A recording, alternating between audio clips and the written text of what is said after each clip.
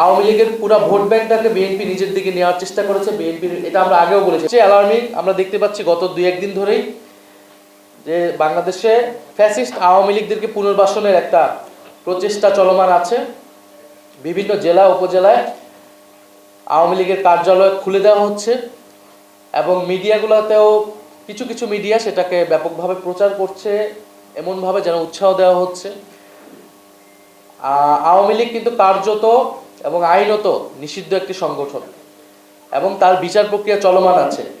ফলে এই বিচার প্রক্রিয়া চলমান অবস্থায় আওয়ামী লীগের কার্যক্রম সম্পূর্ণরূপে নিষিদ্ধ। মিডিয়া সেটা প্রচার করতে পারে না, প্রশাসন কোনোভাবেই সেটাকে প্রশ্রয় দিতে পারে না। এই যে আওয়ামী লীগের কার্যালয়গুলো খোলা হচ্ছে এবং আওয়ামী লীগকে প্রশ্রয় দেওয়া হচ্ছে, আমরা মনে করি না এটা অটোমেটিকভাবে হচ্ছে। এটা অবশ্যই এই নতুন সরকারের প্রশাসনের এবং সরকারি দলের প্রশ্রয়ে এটা হচ্ছে। তাদের কাছ থেকে গ্রিন সিগন্যাল ছাড়া আওয়ামী লীগ এটা করার সুযোগ বা সাহস পেত না। গত 1.5 বছর কিন্তু প্রশাসন অনেক জায়গায় ব্যর্থ হলেও জনগণ কিন্তু প্রতিরোধ করেছে। রাজনৈতিক ফ্যাসিবাদ বিরোধী রাজনৈতিক কর্মীরা সেটা প্রতিরোধ করেছে।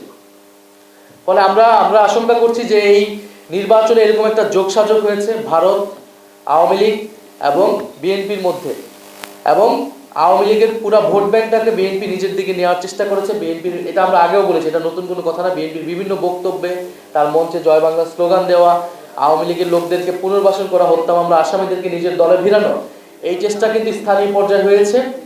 কিন্তু এইটা যদি এখন আওয়ামী লীগ সেটার বিনিময়ে, এই ভোট ব্যাংকের বিনিময়ে যদি আওয়ামী লীগের রাজনীতিকে পুনর্বাসনের চেষ্টা করা হয়, তাদের কার্যক্রমকে সুযোগ করে দেওয়া হয়, তাহলে তা কঠোরভাবে প্রতিহত করা হবে।